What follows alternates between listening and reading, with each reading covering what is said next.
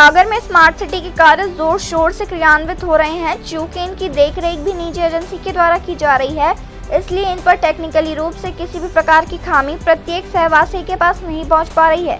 ऐसा ही एक मामला शिवाजी वार्ड क्षेत्र के लोकप्रिय हॉस्पिटल के सामने बनने वाले नाले का सामने आया है, जहां लगभग 2000 फीट का नाला निर्माण कार्य लगातार जारी है। इस नाले के ऊपर से रोड भी चौड़ीकरण कर बिछाई जाएगी। इस नाले में निजी एजेंसी द्वारा लगभग 1700 फीट के बेसमेंट में हार्डकोट डालकर जाल डालकर कंक्रीट बिछाई गई है। वहीं लगभग बचे हुए 300 फीट के एरिया में बिना हार्डकोट डाले सीधा जाल बिछाकर इसे कंक्रीट से ढक दिया गया।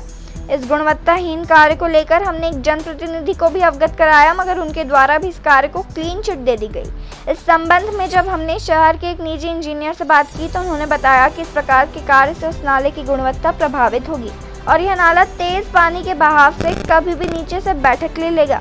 वहीं इस नाले के लेबल को लेकर भी इंजीनियर से प्रश्न चिन्ह खड़े किए गए हैं। जिस कार्य को लेकर जनप्रतिनिधि ने क्लीन चिट दे दी हो और उसी कार्य पर एक तकनीकी विशेषज्ञ द्वारा सवाल उठाए जा रहे हैं, तो मामला संदिग्ध होना लाजमी नजर आता है। शहर में कई जगह इस प्रकार के निर्माण कार्य लगातार जारी है, जो धड़ल्ले से स्मार्ट सिटी के नाम पर अपनी दुकान चला रहे हैं, जिन पर कार्रवाई कौन करेगा यह कहना मुश्किल है।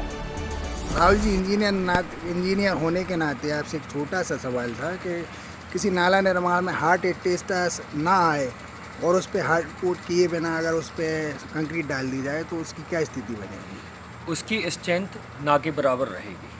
अगर नाला टेपिंग चल रही है, अगर उसमें हार्ड स्टेटा नहीं आता तो पहले तो उसकी सॉइल चेक कराई जानी चाहिए। अगर सॉइल चेक कराई गई है तो उसकी क्या रिपोर्ट आई है वो पब्लिश होनी चाहिए।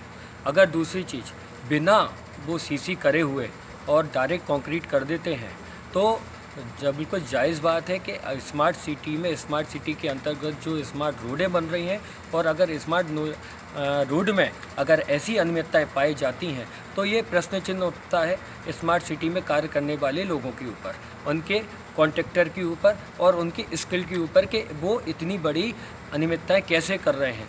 आगे जाके उसकी स्ट्रेंथ कमज़ोर होगी और जब पानी का दबाव आएगा तो वहाँ पे वो ब्रेक हो जाएंगे और पूरा लीकेज पॉइंट बनाया जाएगा, जिसके कारण से जो ड्रेनेज सिस्टम बन रहा है, नाला बन रहा है, वो टूट जाएगा, क्रैक हो जाएगा। और जो नाला निर्माण के दौरान जो उसका लेवल रहता है उसकी क्या स्थिति रहती है? नाले जब करते हैं तो उसमें बिल्कुल जायज़ बात है कि लेवल लिया जाना चाहिए। जहाँ का भी नाला बन रहा है तो उसमें क्या फ़्लो आ रहा है, क्या फ़्लो चार्ट आ रहा है, उसके तहत ही उसका नाले की टिपिंग होती है।